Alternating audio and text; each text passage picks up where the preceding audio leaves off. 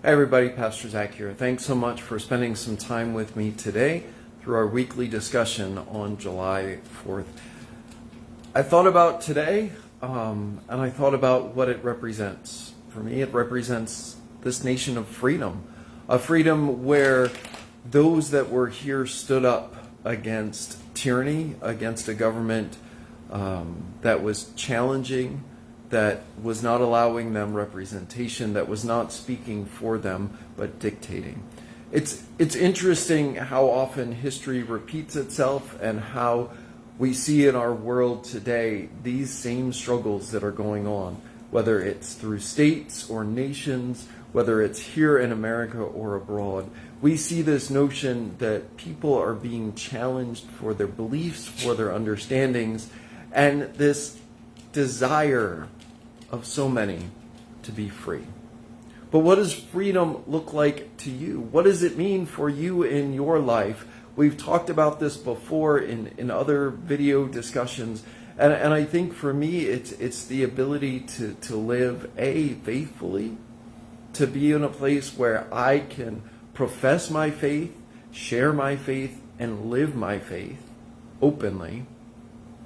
But it's also, for me, a challenge to care for others. It is an opportunity for me to see the need of another, the openness of another, and to care for them as well. This freedom seeks to find an opportunity. The initial process was to bring people together, those who didn't always agree, those who had differing understandings, those from different places, to come together so that they may have a more perfect union, a deeper understanding of each other, a willingness to see in each other the equality that we deem that all people are created equal. This past Sunday, I was struck by the words, "Give me your tired, your poor, your huddled masses yearning for freedom." It goes on to talk about the wretched teeming from shores. And that is there on our Statue of Liberty, a place that offered hope to so many as they came to a new place, looking for new life, looking for hope, looking for a promise of freedom, a new nation to call their own.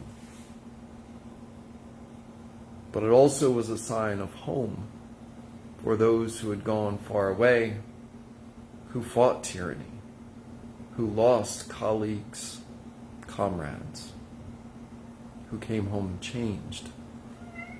I think it can still be a symbol for us, remembering and reminding us that we are called to live into this freedom, into this democracy, into this thought process, into this experiment. Because there weren't really many democracies when we first started. But that doesn't mean we have a corner on the market. That doesn't mean we understand it all or that it is perfect all the time. Sometimes we have to step back. Sometimes we have to learn from others. Sometimes we have to say, this is not what we intended, or that worked then, but it doesn't work now. But it's about coming together. It's about living with an understanding of respect and of care. It's about being open to seeing what the world has in store, what the nation has in store, what our neighbor has in store.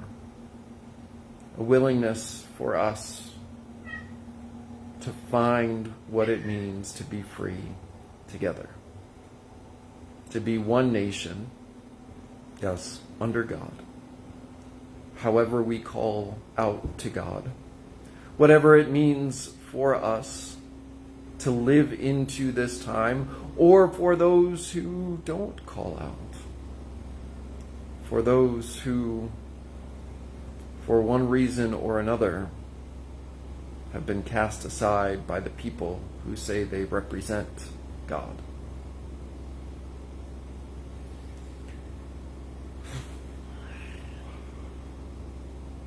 Which just makes me sad. But it's this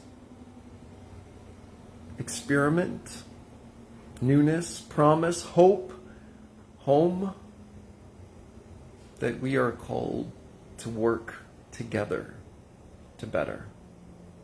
To not say that my way is the best or that your way is the worst, but there has to be a way to come together, to compromise, to live into the world that God is calling us anew, that we are called together as community to learn from one another and to not set up boundaries, but to make bigger tables.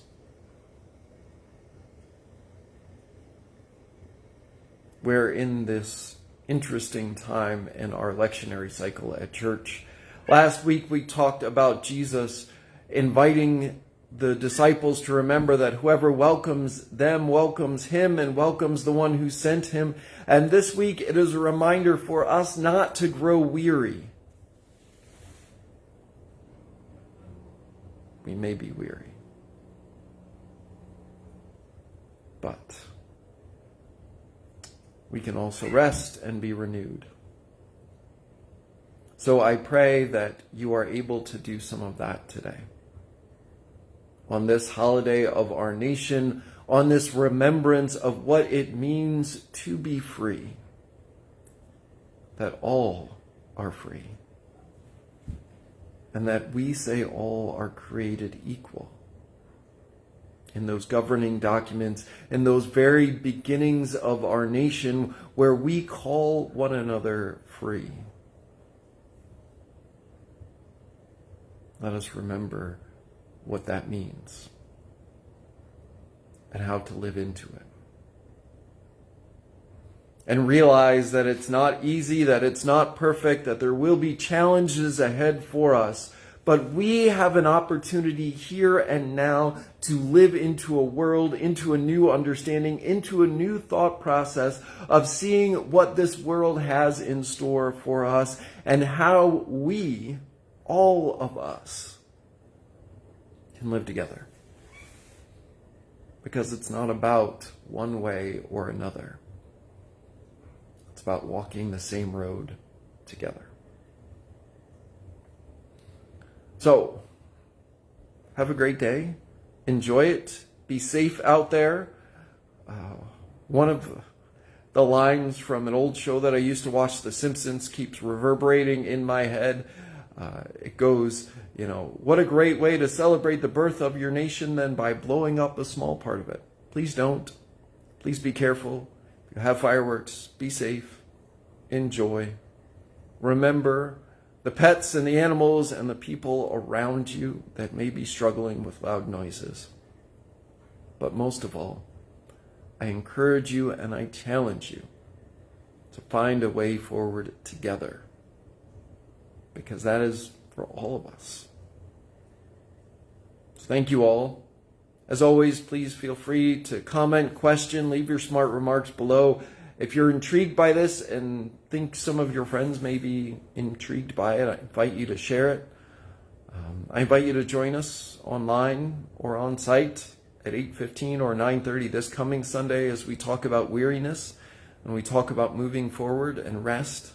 And if you missed it last Sunday, you can always find it online on Facebook, on our website, or on YouTube as we share and as we live into this calling together.